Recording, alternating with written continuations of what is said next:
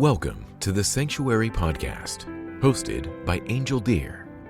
In this podcast, we explore the mysteries of spirituality and consciousness. In each episode, we dive deep into the realms of human experiences, our rapidly changing world, and the unseen realms, tapping into the universal wisdom that connects us all. Whether you're a seasoned spiritual seeker, starting to awaken to the possibilities of a more expansive reality, or want support on your journey, this podcast is for you. Join me as we explore topics such as shamanism, spiritual transformation, holistic healing, the medicine path, energy healing, plant medicine, ancient wisdom, and more. Our guests are respected elders and experts in their fields, and we'll learn from their insights and experiences as we journey together on the path of spiritual growth. If you can, please consider supporting this podcast by joining our Patreon page at patreon.com/thesanctuaryny. Once again, it is patreon.com/thesanctuaryny. Now, let's dive into today's episode.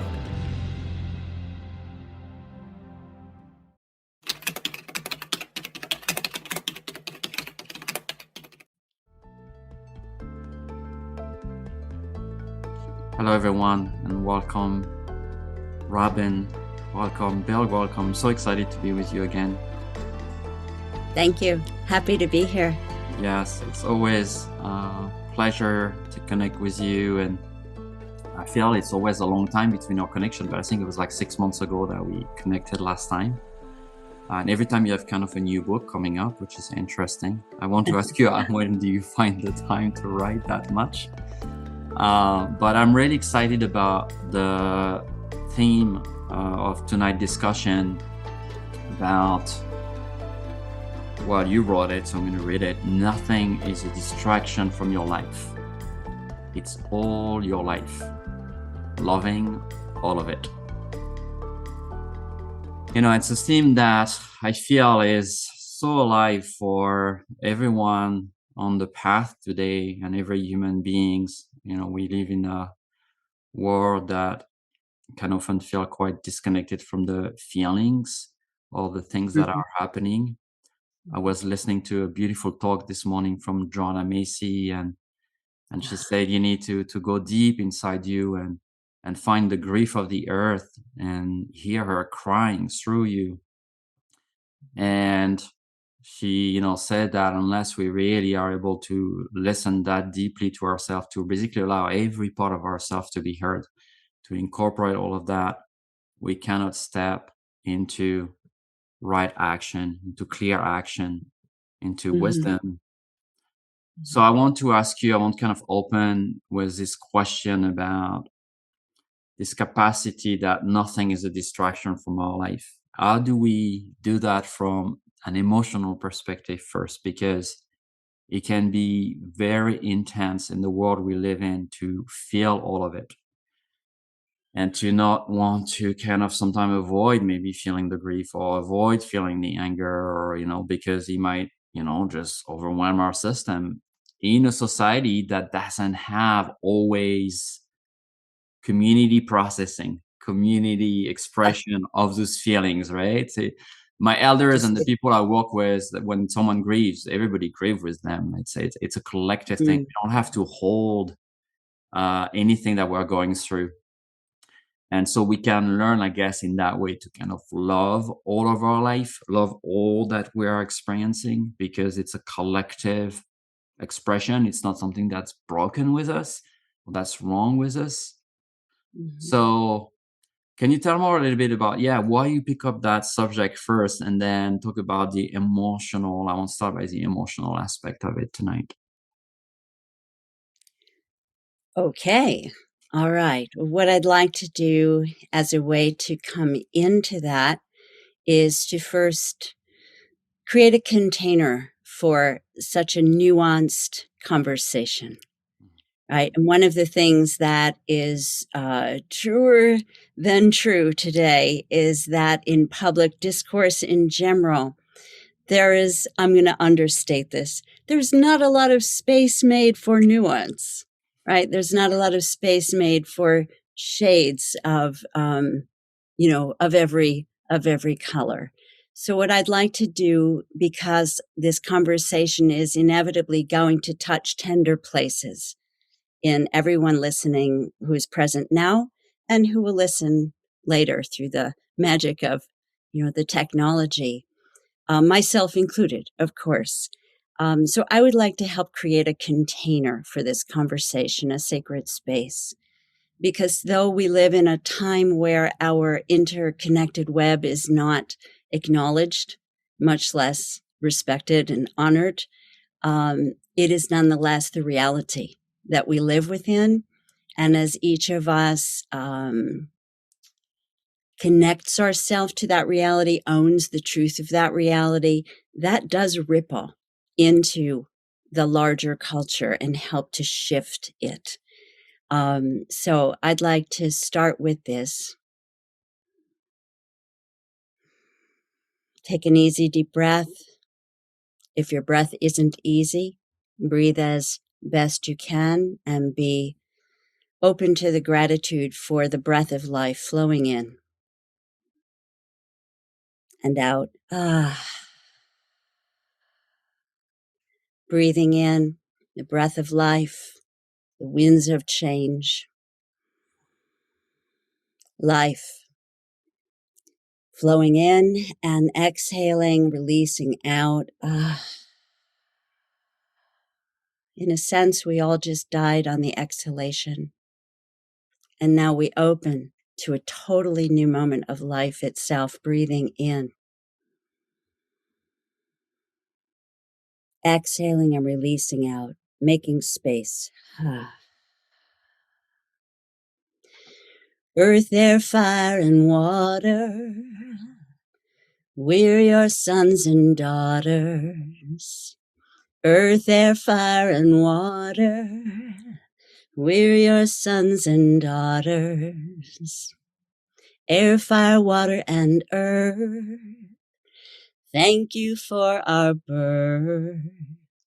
Air, fire, water, and earth, thank you for our birth. Fire, water, earth, and air, help us to truly care.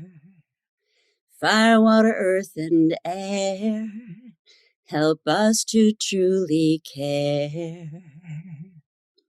Water, earth, air, and fire, help us to reach higher. Water, earth, air, and fire, help us to reach higher. Below, above, and the center, Mother Nature, you're our mentor. Below, above, and the center, Mother Nature, you're our mentor. Below, above, and the center, Mother Nature, you're our mentor. From below and from above, infuse us through and through with love. Help us walk in truth the whole day through, in joyful harmony with you. Blessed be.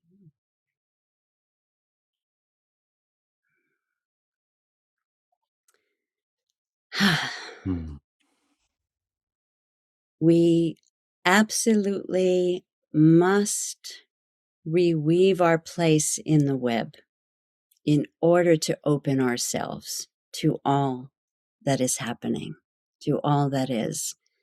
We can't continue to feel disconnected from one another and from the earth and from the plants and the animals and the universe, the cosmos, and not suffer enormously. And the thing is that when we're in that place of disconnection, we're in delusion. I'm going to say that again. When we're in that feeling of disconnection, we're in delusion. It isn't possible to be disconnected. Not if you're breathing, not if you're living. right? And so for any of us to find our way home to ourselves, because whatever we butt up against outside is a reflection of something within. Excuse me. We can't do it without having the sense that we're supported, right? That the universe is with us, right? So as many of us say today, right? The world's crazy right now, right? But the universe isn't, right? And if we want to go a little deeper, the reality is not. Reality still makes very much sense. Everything that is alive is in cooperation with everything else. So, you know, where do we begin? Anywhere. The answer is anywhere, with any breath, right? In any moment. One of the things that I've been coming to a lot, Angel, is that the past can only be the past if I let it go. Otherwise, it's the present. The past can only be the past if I can let it go, right? To be in the present moment. And carrying a lot of the past into the present with us can feel very heavy, right? Obviously, I'm not talking about the gifts of the past, right? But the baggage of the past, the difficult experiences. The other thing is, well, I like, as you know, I like to write. And the answer to how I write so much is that I do it very slowly. It's like, yes, I write a lot, but each book takes me years. So that's how I get them done. But one of the things I wrote, I just for fun, I opened, well, fun and spirit, you know, like, okay, what do you want me to talk about? Because, so I'll share this with everyone. Yes, I gave you those thoughts and questions that you'll bring in, but that was a while ago. I don't remember what they are. And I have nothing planned. So I am being open to see what arises in our conversation. But one of the things I did was open not just even a journal, but my last journal, not the current one, but the last one, and just to see what did I open to. And I opened to 3 haikus. I do love to write haikus. Those do not take me years. Those come more quickly. And I want to share them with you. One says, well, sort of the overarching theme is, whose dream are you living? Whose dream are you living? And the first one was morning questions. I'm here again, awake. Or am I? Am I the dreamer or the dreamed? The next one is, I can't read the title. It's really scrawled, early morning writing. But the next one is, the answer is likely both, as it is to most either or questions. I'm going to ask you and everyone to hold that thought. The answer to most either or questions is almost always both. And the last one, which is really germane to the question you started with, Angel, dear Angel, dear, is, what are you butting up against? What are you butting up against now? The answer is always yourself. Ouch. Ouch. Listen, I don't like to hear that any more than anyone else does when I'm angry at somebody or something. But this thing of resisting what is robs us of our energy to shift ourselves. The more at peace I am, the more at peace you are, the more transformational we are, whatever we're doing. Whether we're laying in bed saying, you know, today I need to pull the covers over my head, not listen to the news, not listen to podcasts, not pick up the phone, nothing. Today I just need to put the covers over my head, go into my little cave of personal space and do nothing, right? Breathe, be, cry, laugh, whatever it is, right? Or maybe maybe you don't have the covers over your head, but you have a day where you're just reading a good book. Not nonfiction, not prescriptive book, but a story, right? The more we can come into harmony with the truth of how we're feeling and who we are in any moment, the more options open up to us about how to approach thorny things, thorny relationships, thorny people. Somebody said to me, I want to, and this is, let me just say it. She said, I want to be in a place where people stop asking so much of me. Mm-hmm. Now, I understood what she meant, but you can't be in a place where people stop asking something of you. You have no control over what people ask, right? People can ask anything they want, right? So I understood that what was under that was, I want to be in a place where I can say no,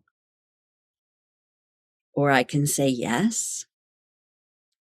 So it just always comes back.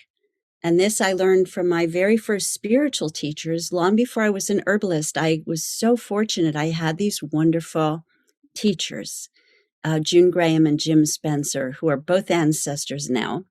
But I do have a link to a site that contains some of their writings and their work on my website. But they were wonderful teachers of how do you make peace with what you resist the most fiercely. And this is not a popular topic, right? This is not a popular approach. And yet I have found over these last few decades that it's held up through everything. It is a path to inner peace and inner freedom and joy. And coming back, because this is so vitally important, you brought in grief, as Joanna Macy speaks of. Beautiful, brilliant. Thank you for being yourself, Joanna Macy. Grief and joy are the yin and the yang. We cannot have full expression of one without full expression of the other. It's not possible. It's just not possible. They come together. And by blocking our grief, we've blocked our joy. And by blocking our joy, we've blocked our grief. I've personally been shamed for both. Or had people attempt to shame me for both, for either. And there were times when that really, really hurt, especially when it was for joy. I just went, shut right down. Mm-hmm. Like where something had opened up in me, liberated in me, and I expressed it freely. And then it was like, wham, you're some kind of idiot, or you're some kind of naive, whatever. Right. And then a few, some years of personal work later, I opened that door again, and said, F you don't like my joy. Too bad. Right. Right. But, so this is really crucial. Yes, we must feel the grief of the world, but we also must feel the joy of the world. When you sit by the river that runs through your land and that river is flowing, there's joy there.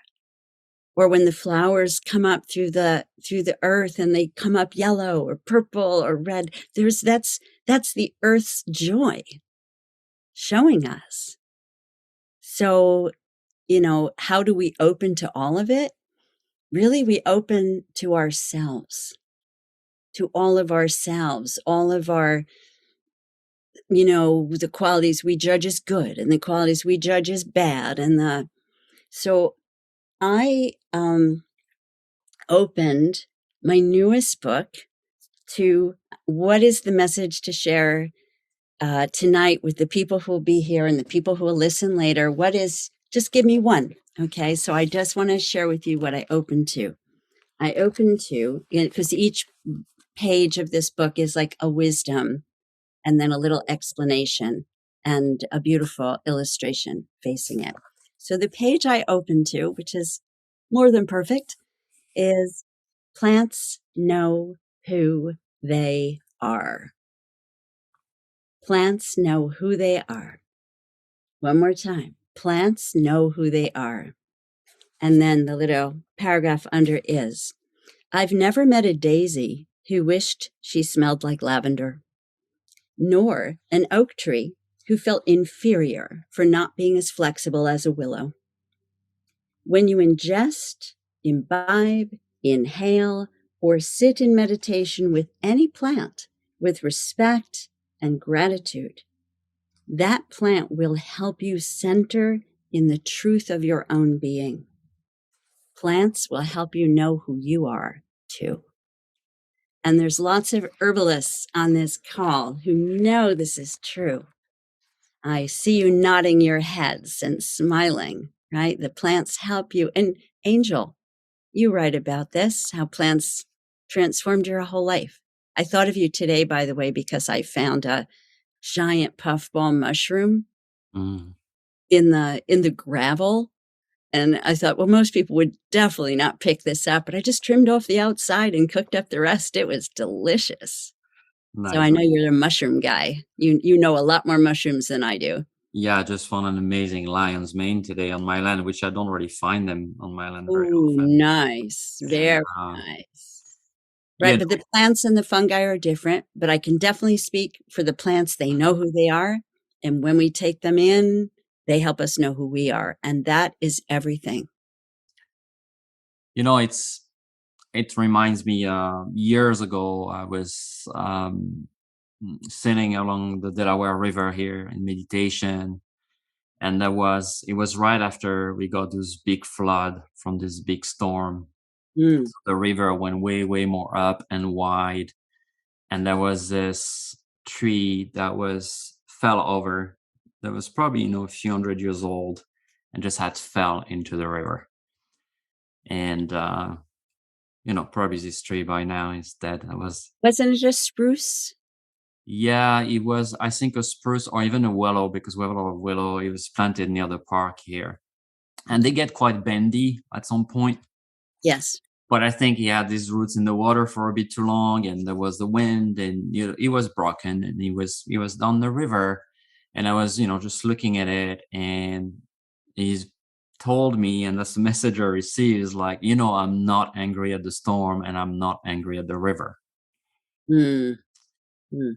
And I really sat with that, because obviously when we do experience something in our life, I'm talking about surrender and resistance, kind of weaving on what you were sharing. Yeah. Obviously, we are going to blame whoever created that pain. We are probably going to stay stuck in that story for quite a long time if we stay there. And it's very hard because we are gifted this gift from the creator of choice, right? We can choose to hurt or we can choose not to hurt. The tree is just being the tree, is in his essence, and yes, he knows who it is, but we have kind of this choice. So we feel always wronged in that. Why I'm sharing that is because I feel like the idea of surrender and this resistance can be easy for some aspect of life, but can be very difficult where we are confronted with extreme pain, difficulties, hopelessness, things that are really difficult to comprehend. I'm thinking of the refugees right now in Syria, in a camp. I've been there for 15 years and just living in that camp. How do you surrender with your children and your family to that experience of devastation and your family being in that? And then, I'm thinking of Viktor Frankl. I'm sure many people read Man's Search for Meaning, that he wrote in 1946 when he came out of the concentration camp. And Victor described his experience of finding joy and finding surrender in that crazy, devastating, atrocious experience of the concentration camp. And I was like, wow, how do you, it's like, for me, is my reference, where it's like, okay, he was able to find meaning. He was able to find beauty, and he talks about it in such incredible way. And he describes his psychotherapeutic methods and how, to identify purpose when it's purposeless, to find meaning when it seems meaningless, to find hope when there's no hope. Mhm. So I hear you when you say, well, resistance is kind of steals our energy, right? Because it's kind of deplete us and we consume a lot of thoughts in that. But how do we kind of balance this acceptance vs maybe fight or resistance or trying to change between the surrender and the action? So Mhm. when is the time for what? And how do we really know when it's time and when it's not? When it's time to move, when it's time to react, when it's time to say something, when it's time to do something instead Well, of it can having nothing be, to do with it. yeah. Well, again, there's the either or. It's a both and. It's not an either or. It's not that if, and we could spend the next year or so talking about all the many, many, many things that are so awful they virtually defy belief that are going on, right? Mm. Around us right now. Or we could spend the year talking about all the acts of kindness that are going on around us that aren't making the news, right? So both and, both and, both and, both and.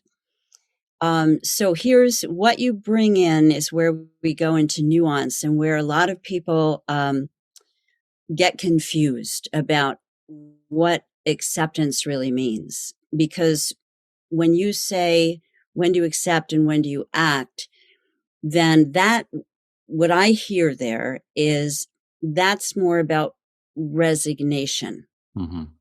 This is the way it is, and I can't do anything about it, and it feels horrible. And right, resignation does not bring peace. Acceptance is only meaning, or for me anyway, it is only about accepting that this is actually what's happening. Because where the fight thing comes in big time is this shouldn't be happening, this shouldn't be happening, this shouldn't be happening, this shouldn't be. And now listen, I can think that as much as the next person. Don't, human, sure, just like everybody, right? But that's where all the energy then goes. Mm. So it's a question of how do you shift from this is happening, now what? Right? This shouldn't be happening doesn't lead me forward. It leads me to this, right? It's a defensive posture. And every response, and it's also response rather than reaction, right? That kind of everything has its place. I'm not saying there should be no anger. I'm not saying there should be no outrage, right? But if you're at peace inside, I'm not saying it's not a tall order. And I'm not saying any of us, please, I hope you hear this. I'm not saying any of us has to be in perfect peace to then do some good. None of us is that, right? But it's what place do you keep coming home to? Mm-hmm. Right? Because if I was at the climate march in New York City Sunday. And I met every energy you could imagine there, right? There were people who were you can imagine. I don't even say it, and it was exhilarating and exhausting. Right. I was really glad I was there, but everywhere I could, when I stayed, I tried to stay near the musicians because they were bringing joy into the fight or into the. I see it as standing up and speaking out. I don't want to fight. Fighting is exhausting. But I do absolutely want to stand up for and speak up for and sing out for. In fact, I might have freaked out this group of elder women. They were marching under a sign that said, grandmothers for the earth or something like that. And I went up to them and I said, I want to sing something to you. And I sang my version of When the Saints Come Marching In. And I don't know, I was just inspired. So I went over to them and I said, oh, when the crones come dancing in. Oh, when the crones come dancing in. Oh, goddess, I'm proud to be in your number when the crones come dancing in. And they looked at me like, we just don't know quite what to do with you. And then one of them sang it back. I thought that was pretty fantastic. I mean, we just have to make ourselves, find the light and the laughter and the joy to be sustainable, because the things that we are watching fall apart and the new ancient new way of being on the earth that we're building is it's going to take all of our lifetimes. Mm-hmm. And if we're only sitting in the pain of it, it's not going to be sustainable. And early in the pandemic, some people have heard me tell this story again and again, but I just have to keep saying it. I have an oak I go to for counsel. She's a very old tree, he, she, they. And I asked for counsel early, it must have been April 2020, for a medicine message. And the oak said, joy is medicine. Cultivate joy. Joy is medicine. And I don't think there's one path that's correct, that everybody has the same role to play. That's definitely something the elder I've gotten, the more I've realized, but there are some things that I know are true for all of us, that we are supported by the plants, nature, the elements, that we have resources that a lot of us didn't realize we had. Like when we feel tired, the fire is willing to give us energy. When we feel stiff and rigid and stuck, the water is willing, right, to help us move into a more flowing state. When we feel like we're just going to fly off and have no idea, about anything, right, the earth can really help us come down and into our bodies. We're not going to resolve what's wrong in our heads. That I do know. It's not an intellectual exercise. It's about becoming fully human. It's about being truly here. And, as the artist Frederick Frank said, see. To see. To see is to be. He did it through drawing. Mm-hmm. Right? He called it seeing drawing. Right? But to actually see, if you see, right, that lion's mane, right? It's like just seeing is the best hallucination entheogen in the world, right? Because you just go into it and you see the wonder. I don't know if any of this is helping. I hope so. Just we can't do it alone. Full self-acceptance.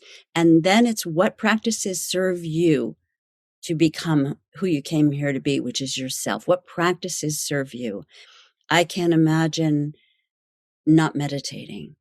And I used to really, really dislike it.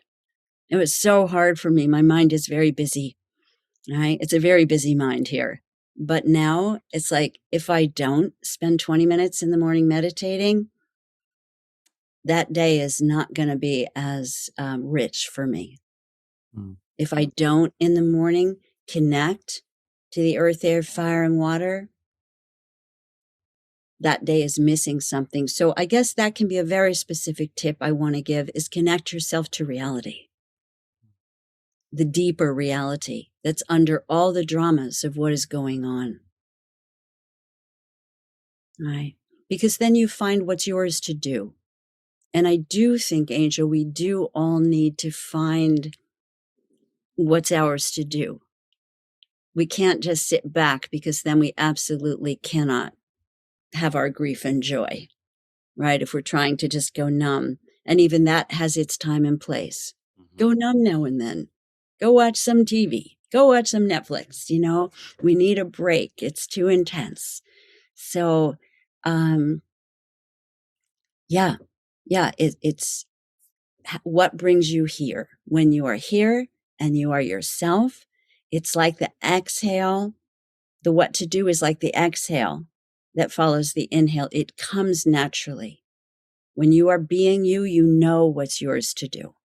And I'll tell you what, it's never enough. So if you're going to be in pain about the fact that what you can do alone is never enough, just stop, because that's why you have everybody else. Right? What I can do is not enough. What you could do is not enough. But what we can all do together is enough. And that's why we all need to step up. We all need to step up to whatever is our path. And the way to find that path is to come home to yourself. And the way to come home to yourself is find what supports you to do that. And then practice, practice, practice, practice, and know what to come home to. Yeah, and obviously, you mentioned that with your oak tree council. It's funny because I also go to my oak tree for council here. And there's a couple now next to each other. And I never had any, in fact, ideas of writing or classes or things I really want to do that felt really fully potent and aligned without receiving it from those allies, from those relationships that I've cultivated over the years, which was also, difficult for me because my mind is very busy. I was trained as a scientist, and I have a tendency to just get up there and let the wheel spin. But what I want to ask you is, talking of plants, right? Each plant is very different in the way I feel, in the way they surrender, accept, and the way they are into action.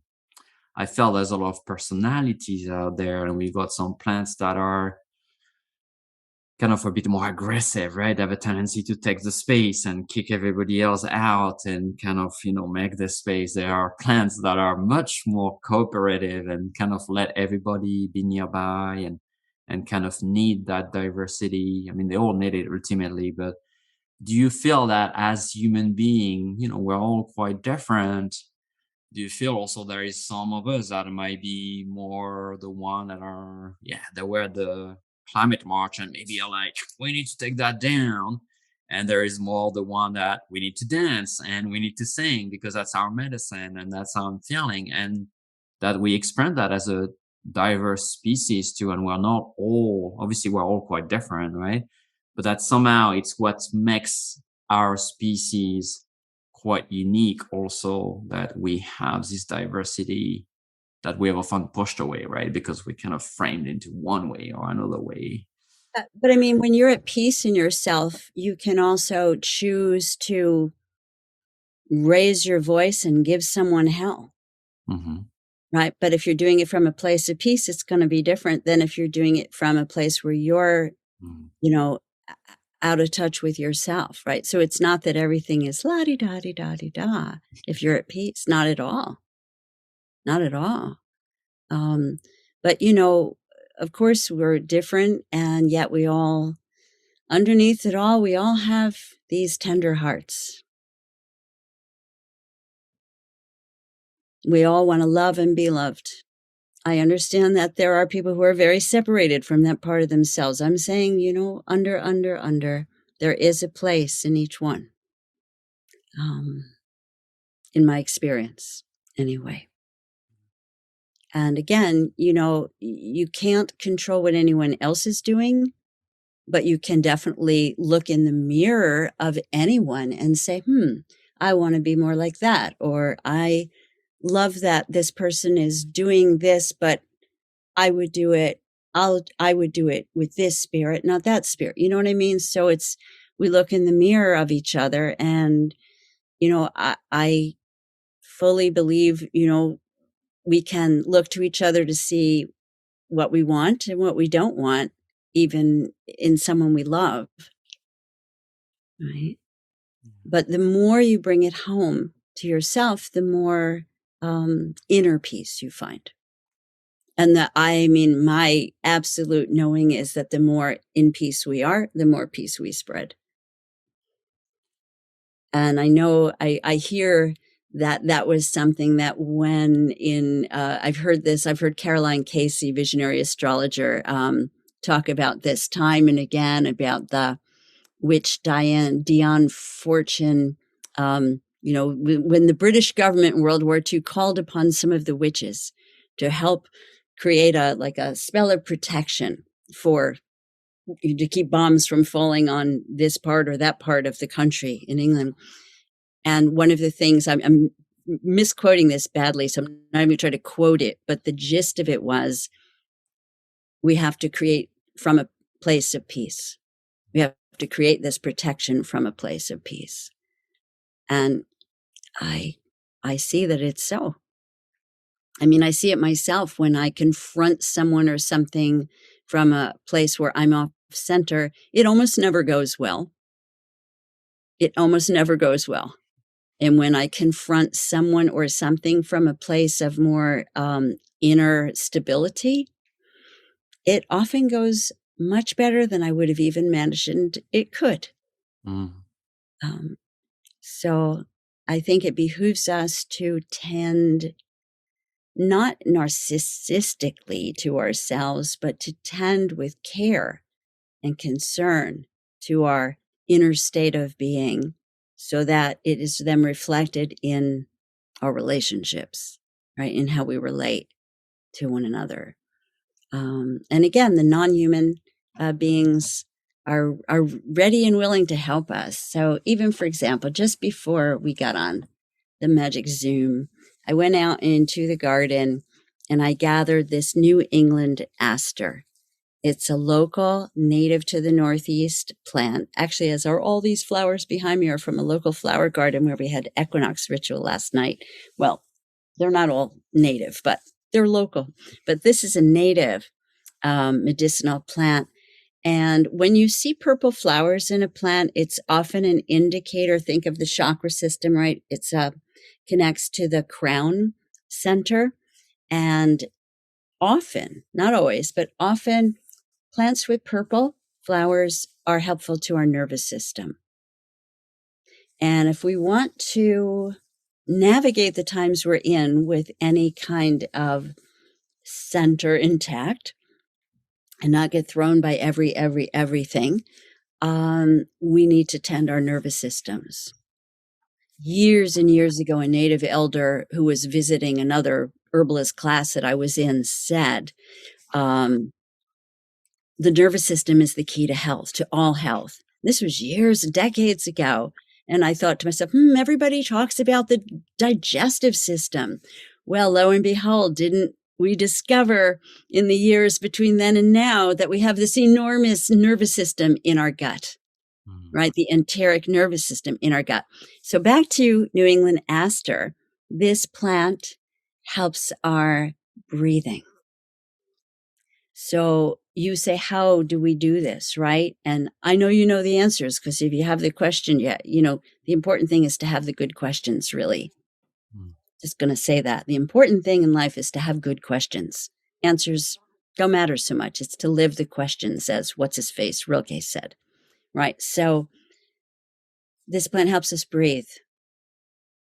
If I'm in pain, if I'm in suffering, if I'm feeling separate from whatever, whoever, everyone, everything, if I can come back to my breath, I'm ultimately going to come back into peace, right? My breath is a gift from the living plants, right? They exhale oxygen. I breathe it in, right? I exhale carbon dioxide. When their roots are in the ground, they breathe that in. It's impossible not to be in relationship with nature. It's only possible to forget that you're in relationship. So that's the beautiful thing, is we don't have to create anything. We just have to kind of drop down a few notches, slow down. So even like someone like you, Angel, you're running, you're doing this, you're traveling here, you're maybe things shifted for you some during the pandemic. But in all the fullness of giving and doing and trying to help and earnestly caring so deeply, right? You can forget that tending to you matters too, right? I know this has been taking me years, and I anticipate getting better and better at it the elder I get, but I'm the best that I've ever been so far at taking time, slowing down. I'm a Sag. It doesn't come naturally. I'm a fire sign, right? I just want to go, right? But it changes how I feel about being alive. Like, really, that's what I'm talking about is how do you fall in love with life? Something I never thought I would do. In all my younger years, who is buzzing on me? Let me know if you can see who's buzzing around me. I don't know if it's a bee or a fly, but yeah. Do you want me to listen? It stopped as soon as I said that. So I'm going to take that as a message. Nature's always talking to us. Nature's always buzzing something in our ear. Who are you? Did I bring in a bee with these plants, maybe? Back to New England aster, just one more thing. This plant helps with the kind of anxiety that can move down into depression if not comforted, if not tended kindly, if not listened to, right? So everything from the body is a message of where to bring more love. And love can be fierce. Love is not just, there. Love can be fierce. I'll just say that. Okay, so anyway, I dry this and make it into tea, and it's very helpful for helping improve the respiratory system and relieving anxiety. Right. So, It's interesting because I was contemplating yesterday how many aster there is in this fall season. I mean, there's a lot every year, right. but I feel this year there's a lot of them. Ah, And we have the purple stem aster, which is one of the wide variety that grows here in the Northeast. We have the calico aster, which is a bit more whitish, purplish with an orange center, which is really beautiful. And they are really covering my land right now. I don't interesting. really mow my land, and I cannot let it go half wild or fully wild. But this year I was really struck by it. I know it is. Sometime maybe it was there before, but maybe it was not.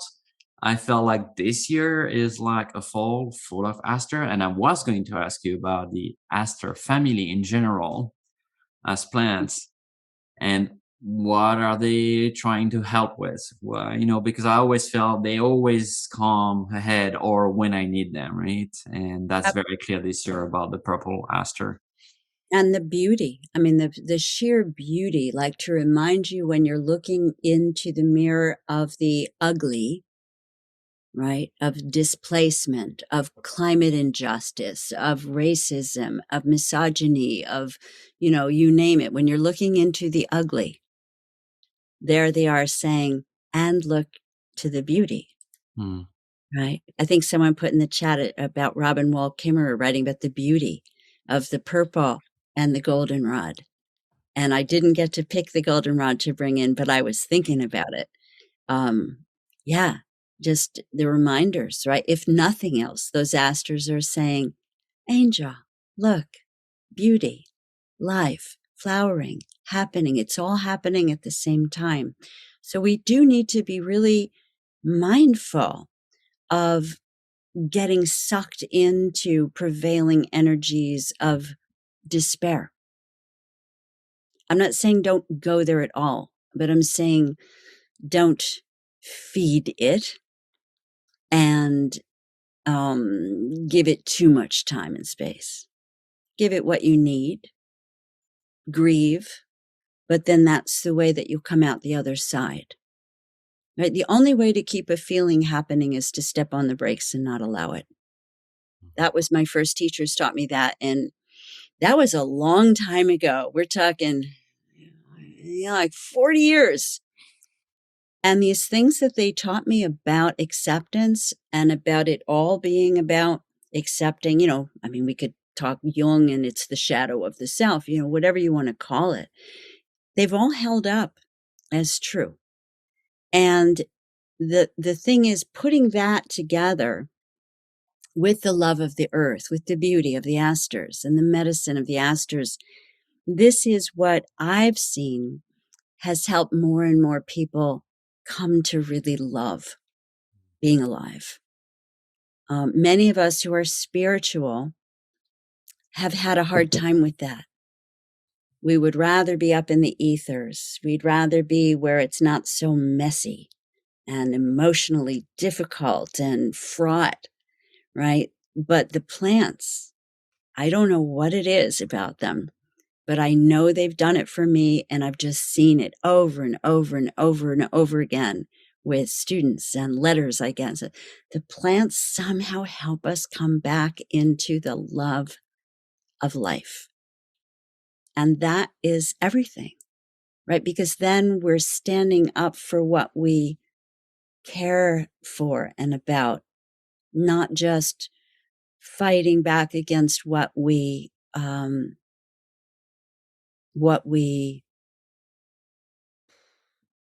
however you want to say it, what we know is wrong. It's against nature. It's, however you want to put it. You need to know what you're for. And then that becomes pretty infectious, pretty contagious in a good way. Joy is medicine. Is that in Witchcraft 101 techniques? You mentioned the witch term earlier, and I know we're having a little discussion before we got in about using the term witch, and I want to kind of bring it here, weave it a little bit. Yeah, What are we the find it in Zen, right? We find it in Zen. We find it in witchcraft. We find it in ecofeminism. We find it in anywhere. We find it in indigenous wisdom around the earth, right? Anywhere that people live in connectedness with the living nature. But in terms of witchiness, one of the things you were asking me about, so a witch, a green witch in particular, right, is a person, often a woman, though not always, right, who is in touch with the magic of the living nature, right, the magic of reality. Like I always say, reality is the most magical thing there is. And people are like, wait, what? What? Well, watch a being being born, any species. It's pure magic, essence taking form and coming into being, right? Or be with somebody as they're leaving their body, especially if it's someone you love, right? Hold their hand and feel that transformation of material existence going back into the ocean of all that is. It's magic, right? It's not rabbit out of the hat magic. It's spirituality magic. To me, they're equivalent words. But yeah, so in a witch is, or at least this witch is, it's really about, being in love with the green world. And years and years and years ago, I made the conscious decision to own the term. And part of it was because the word has been used historically to silence healers, midwives, medicine people. I owned it as a reclaiming, and put green in front of it because it was the best descriptor. Right. And, that way I figure somebody was like, you're a witch. I'm like, yeah, I know. It says so on my website and on my books. And yeah, yes, you noticed. Okay, good. Thank you. Right. It's making it no longer a weapon. Right. It's not a weapon. Any Right. resistance to that from family, friends, people at the time, or I've even, of had, course, the last 20, 30 years you used it, right? of course there was resistance. Of course there was. People were like, you could be so much more successful if you just said herbalist and you didn't say witch. And we all know that that's what makes us happy, is to be, famous and successful and wealthy and yada, bada, blah, right? But I am really interested in, above all else and threaded through all else, I'm really interested in authenticity. That is what turns me on. Integrity, And having, and this is something I've worked towards and will always till my last breath, having the inside and the outside match. Having the inside and the outside match, a coherence of the person. It's that to me is exciting. That to me is juicy. That makes it fun. And yeah, so it was just a good word, and I liked it. It was pretty good. I don't care really, honestly, about labels. I really don't. Um, but we use them. Hmm. We use them, and it's a good descriptor. And then to be, just to add a little to the conversation, I was an herbalist for years, maybe 10 years before I learned that my great grandmother, Esther, had been a rather renowned herbalist in Brooklyn, New York, a Russian Jewish woman. Everybody came over in varying degrees of enormous distress and pain and so on and so forth, and what's the word, threats against their lives. And my great uncle said, we reconnected after we had never known each other. We reconnected. He was not well. I began to bring herbs to him and stuff. And he said, my mother did this. And that's how I found out. And I said, oh, you mean she helped the family? He said, oh, no, people would line up, down the block. I said, really? He said, yeah, they called her a Tishamacha in Yiddish. And I said, what's that? Having zero Yiddish. And he said, it means a mischief maker. And I said to myself, okay, clearly that is a euphemism for a witch. Mm. A mischief maker, right? We do like to have fun. We do like to have fun. And then I learned that I actually have a witch and herbalist lineage. I had no idea. I always thought all my most treasured lineages were spiritual, past life memory, ancestral things. But then to learn that there was actually a bloodline as well was kind of very thrilling and wonderful. And I have one tiny picture of her that I keep in with my dried herbs. And I like to think she's, kind of pleased with me for following this path. And as I said, I was really a deeply involved spiritual student for many years before I became an herbalist. And for me, again, it brought everything together. Mm. So it's like bringing together, like in the beginning when I called above and below. Above is like one way to say it, to tell the story of it is it's transcendent spirit, right? And below is the immanent spirit, Immanent, the spirit that's in the stones, that's in the soil, right? And so it's a way for me, it's this path, which is not for everyone, right? For me, this path is a way to bring together, right, the transcendent spirit and the immanent spirit into physical expression. And that brings satisfaction, right? And honestly, I just didn't know that I could ever have that. I really didn't. I thought I'd be one of those people who'd be like, 82 and going, maybe I'll find my path. So this was a very pleasant surprise. Was there, I want to talk a little bit about your book that's coming out, but Thank was you. there plants allies on those steps? I don't think we ever talk of that. Like, what was the first, or was there like 2 or 3 plants that were really key in that process of self-discovery and remembering? And Hmm. yeah, this is it. I'm going to Yeah. give you a loud message so you can hear it. Yeah, but even so, it still took years to fully unfold and trust it. And I remember my mother saying, oh, well, do you think you'll still be as into this, like, in 5 years? I'm like, I don't know. Let's see in 5 years. Right? Let's see what happens. And that's, that attitude of being open to wonder and curiosity can be very helpful to any of us, right? We often think we have to know like right away, but let's like experiment and explore and find out, right? Right. What makes your heart sing? That's a great question. What makes your heart sing? You know, what helps you be more filled with light? What gives you a sense of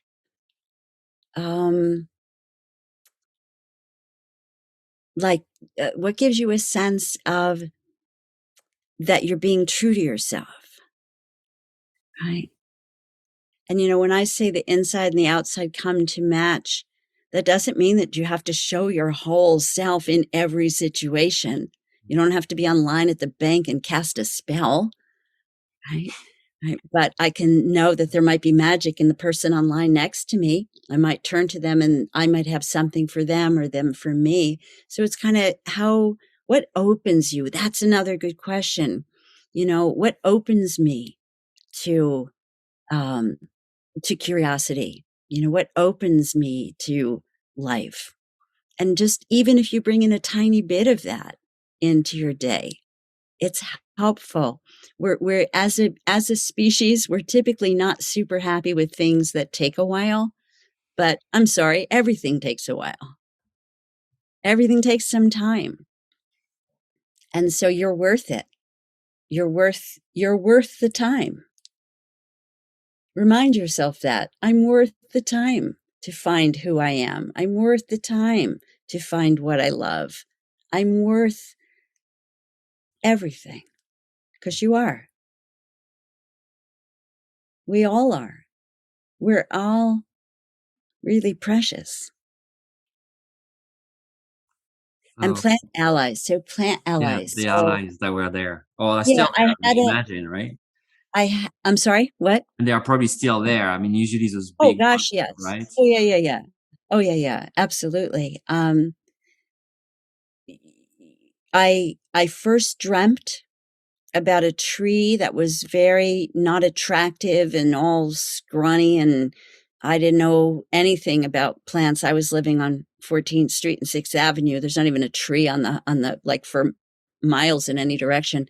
And I dreamt about this tree, and later and I would always in the dreams be under the tree and somehow safe because I was always feeling like I was in danger.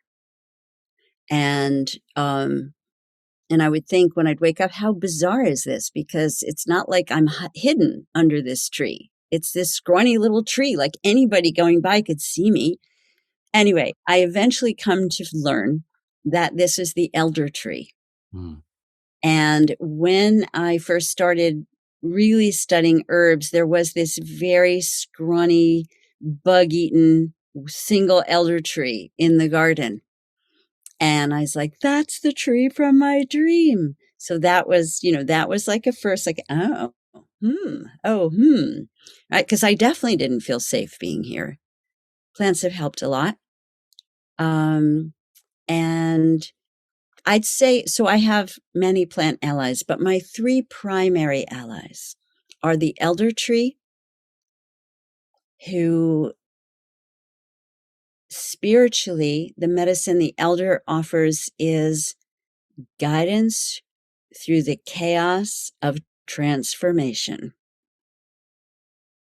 Guidance through the chaos of transformation. That's what the elder tree brings to us. And you think about it, right? Like the elders, the ancestors, right? The wise ones. Not that all our ancestors were wise, right? But we'll call them the wise ones, right? And the second one, these are in no particular order. They're equally like at the center, a core of my plant ally relationship is plantain, not the banana plantain, but the little ground cover, the plant in everybody's lawn everywhere. My niece's boyfriend is from Mongolia, and he was just out at my home a little bit ago this summer. And he said, oh, we use that plant too. We call it 5-line plant. I was like, yes. So I love knowing the weeds and the wild plants because they show up all over the world. And then I showed him a few ways I use it. He said, oh, I didn't know about that. And I'm sure that not he himself, but people who know from where he's from, I'm sure they could show me ways I, don't know to use the plant. But plantain, and what plantain helps with spiritually, So they all have a lot of physical medicine, but I'm just going to first, for this moment, unless you ask me more, I'm going to just talk about their spirit gifts. The plantain has this very surprising gift of helping reawaken wonder, helping with where cynicism and jadedness has kind of coated over everything. So that's just the most extraordinarily precious gift, right? It's another way to say it, maybe, is like waking the child within, but it's really, I don't see it that way, because it's awakens that wonder in an adult, right? So bringing the adult intelligence and maturity, right? So where you can be informed about atrocities, even, right? You could be informed about atrocities and yet still have that wonder. How are we going to heal this? Right? Because we could be like, how are we going to heal this? Or we can be, how are we going to heal this? And I just saw that, Jessica. She's drinking plantain right now. Fantastic. Fantastic. Feel like we need it in all the city distribution water. Oh, absolutely. I often fantasize about putting wondrous herbs into the public water supplies. And the third one that's in my triad of primary central plant allies is rose. Mm. And rose is such a gorgeous, gorgeous medicine of everything we're talking about, in a way, because the beauty and the thorniness and the sweetness of the young, green, tender stalks is right in the same plant with these really thick, gray, bark-covered, thorn-covered old stalks. So you got like the maiden mother crone, or the son, father, grandfather, however you want to think of that, right? All in one plant, and you have those opening wide flowers, right? And you have these keep away thorns, right? Or I'm going to scratch you. I'm going to grab you. You cannot approach your rose without care, right? You cannot. And yet there's no plant that's more heart opening. Rose. So if plantain awakens innocence, an elder helps you find your guidance, rose helps you fall in love with yourself. That is my little wee summary of three incredibly complex, generous beings. And you know how you said all the plants are different? Of course, that's true. And yet there is one quality that they do have, which is they're quite generous. They're quite generous and very forgiving, I find, very forgiving. But they love to be respected, thanked, admired, appreciated, seen for who they are, just like any of us do. Like, just think about it. When you're with somebody who you see is seeing you, right? You like really seeing you, it's so nourishing, right? And so we all need at least one person who does that for us. That's just a non-negotiable thing. Like, yeah, if you don't have anybody, start with yourself, look in the mirror and go, I'm there for you. And if I've not been there for you, I'm going to learn to be there for you. But also grow a relationship with one friend, someone, who sees you, because we all need that. Mm-hmm. Yeah. And if you don't have that, or you don't trust someone right now because of things that have happened, then turn to a tree. Obviously, animals can be really helpful here as well, right? But trees are really great for meeting you right where you are, And, in our contemporary culture, less now, but still, people think, well, that's just crazy. I know not you who are here in this conversation, likely not you. But I mean, I've had people like watch a YouTube video and then they'll write, "Oh, you had me until minute 3 and 47 seconds when you said mugwort told you blah, blah, blah. I'm out of here." Like, or what do you mean you ask a plant for permission before you gather? That's ridiculous. And they mean it. Right. And for me, it's so obvious. It'd be like coming to your house for dinner and not bringing something, right? Or barging in your front door instead of knocking, right? If I barely knew you, right? You just don't. So we can't look to have our, everybody isn't going to love and accept your expression of your own knowings, right? Or your own growings. And that wasn't where I was originally going with that, but it went there, so I'll follow, right? But you have to trust, that if some people fall away, other people will. You'll be making space for other people to come in who do see you, who do accept, Or then you have those people who will just giggle and you just go about your business and talk to your tree. Oh, that's what I was saying. I was saying, to me, it's insane to think they're not listening. Mm. Everything in nature is listening. Hearing, not just listening, hearing us. They hear your prayers, they hear your songs, they hear your tears, they hear your laughter. They're wonderful teachers of acceptance, right? When I lost my beloved, my life partner, some years ago now, it was trees who really, really helped me. In particular, one evening, I remember them saying, it was almost like the whole forest was singing to me, "Robin, everything lives and everything dies, and everything lives and everything dies, and everything lives and everything dies." And, saying this here, sharing this in our circle, our sacred circle, of course I was grieving.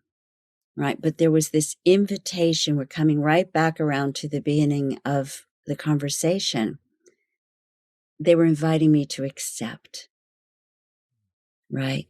Not to be grieving in the place of this shouldn't have happened. I know best. I know better than life. I know what should and shouldn't be.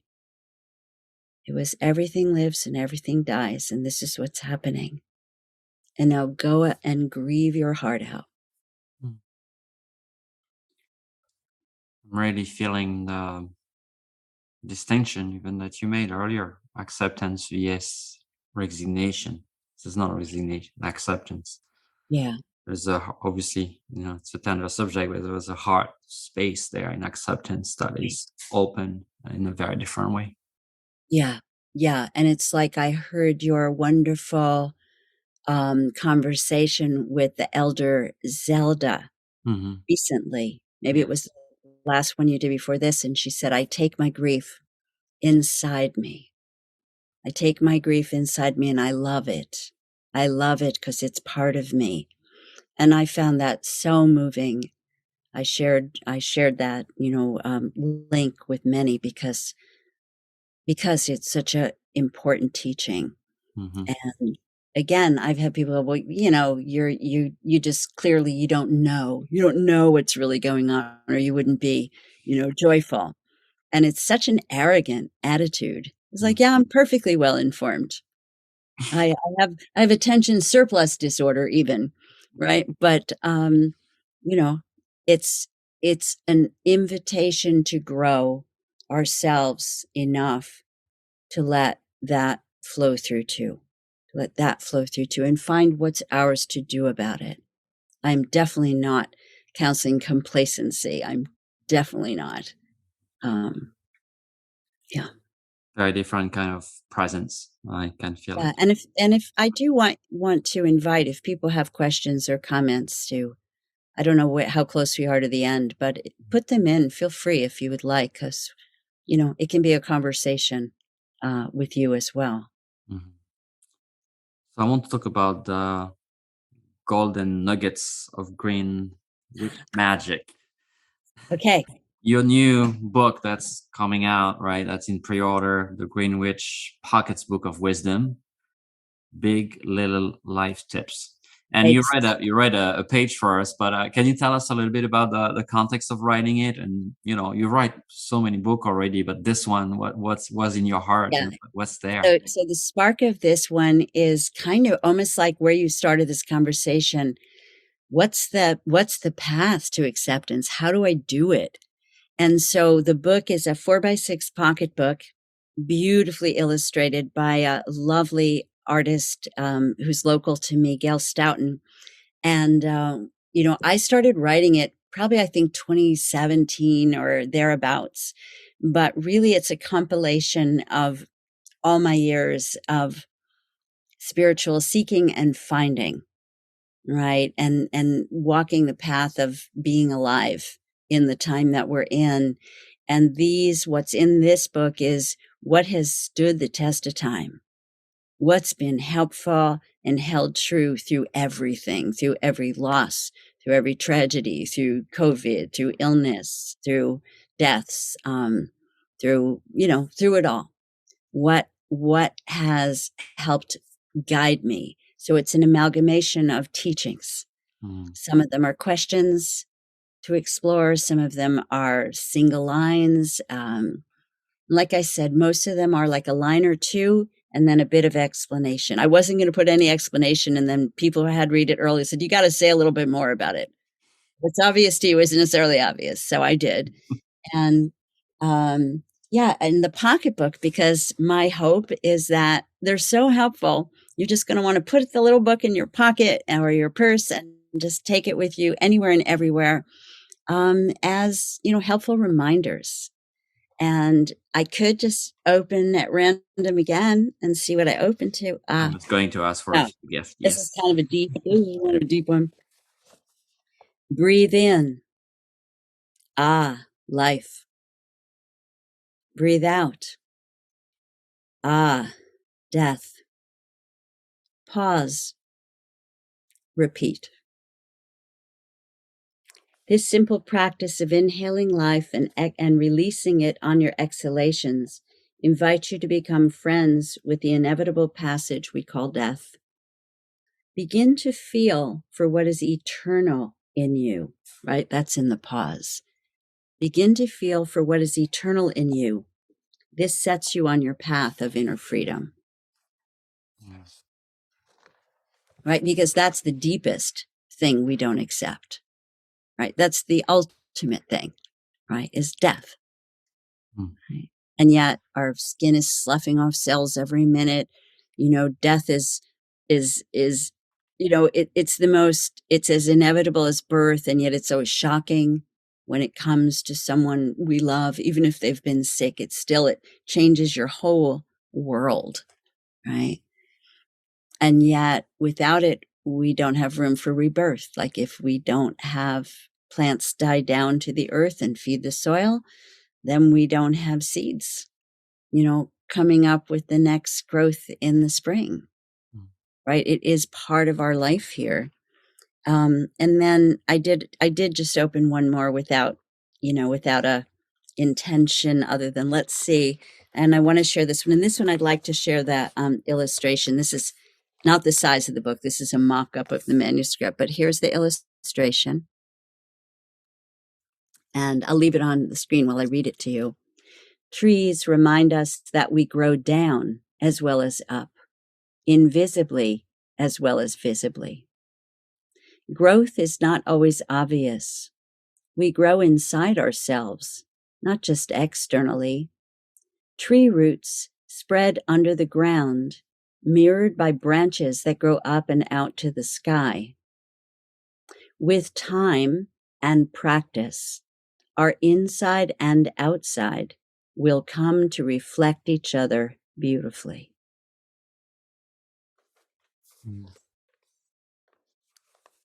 Thank you. Okay. I was traveling in and out and in. Beautiful. And just literally a couple of hours ago, I launched a brand new website called Robin Rose Bennett Books. And this book is listed there for pre-order. And that's good through October 31, a date chosen intentionally. Yes, indeed.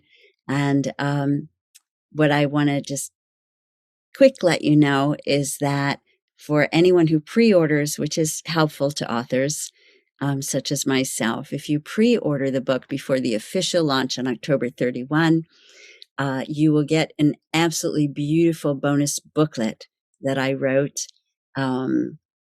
that is recipes for deepening meditation, dreams, and intuition. So that's my thank you gift. And also for anyone who reviews the book, you get automatically entered into a contest to win a tarot reading with me. And I'm going to pick the winner on my birthday in November. But you can read all about it on my site. I'm going to rush to be doing that right after our talk together. Thank you. And for Thank everyone you. listening now or listening on the recording on our podcast and YouTube, well, you can find the link about, Robin website and her books and all of that right under in the video and in the description. We'll make sure to add that when we place this recording. So, Robin, we're arriving at the end of our time together today. I really want to thank you first for your medicine, for what you're sharing. I feel it, experience it. I'm sure everybody on the call does. I don't know where you were in your head, in your mind, but I was definitely having a difficult day today, and just being with you today, and it just like brought me into the center, brought me back home. So I thank you for that. I always feel like there is the words, but there is way more than the words that move when we connect with each other, and I can feel that deeply, and I really thank you for that. And so, I want to leave you the last word for however you wish to close this interview. And I want to thank everyone that's here live, and everybody will be listening to the recording, but I always leave the last words to my guest. So thank you so much, Robin. And yes, here you go. You can go for as long as you wish until we stop the recording. All right. Well, and thank you, Angel. I really appreciate that opportunity to be here and speak with you and everybody present and coming whenever.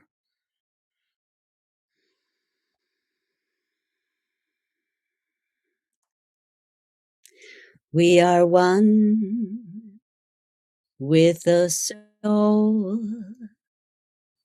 of the earth, Mother Earth.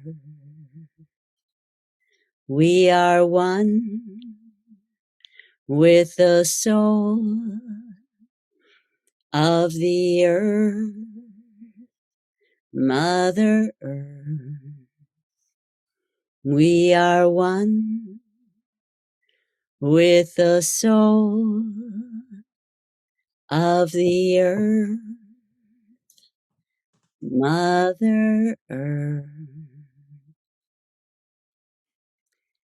So I know you can listen to this podcast anytime whatsoever, but we are recording it now very close to the equinox, the autumn equinox in the northern hemisphere, the spring equinox, vernal equinox in the southern hemisphere. So we're at a moment, I'll speak to the northeast where I am, the northern hemisphere where I am. This is a great moment for composting, for releasing things that you're carrying that no longer serve you. So whatever it is that you maybe imagine, and it could be you enact it physically, symbolically, you clean out a drawer, right, or your refrigerator or some such like that, or a closet, give some things away or toss some things that aren't used, things like to get used. Just make some space for inviting in the abundance of the harvest season, for inviting in when you make space.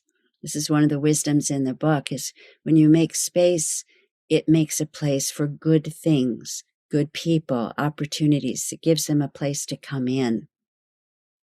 So I wanted to share that with you, and just a reminder to align yourself and ally yourself with the reality of the solar, of the seasons, right?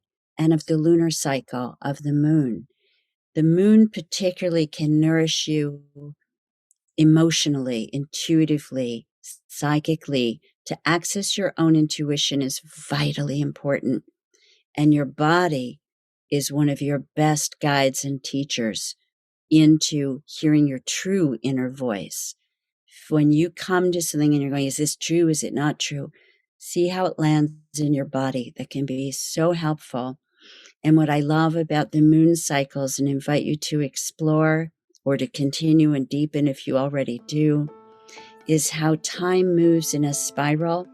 Dark moon fills with light and then empties again. And then we have the seed time again. It comes and it invites us to stop thinking this illusion that we move in a straight line, that growth ever happens in a straight line, right? We spiral like the moon, and we always come to a new beginning, just like the new breath, the new moon, the spring, and so forth. So nature has your back and your front and your bottom and your top and your center. Our love and gratitude to the spirit of love in the center of the circle. Our love and gratitude to the spirits above. This can also be seen as akin to the future generations. Our love and gratitude to the spirits below and within, the ancient ones. Our love and gratitude to the earth in the north and all that you are. Our love and our gratitude to the waters of the west and all that you are. Our love and gratitude to the fires in the south and all that you are. And our love and gratitude to the air in the east and all that you are. And each of these things and all that they are is all that you are and I am. The air, the fire, the water, the earth, held from below, watched over from above, and centered in the great mystery that we call many, many, many different names. For tonight, let's call it love. The circle is open yet unbroken, and may it ripple out joy. Receive that for yourselves. Blessed be. And thank you.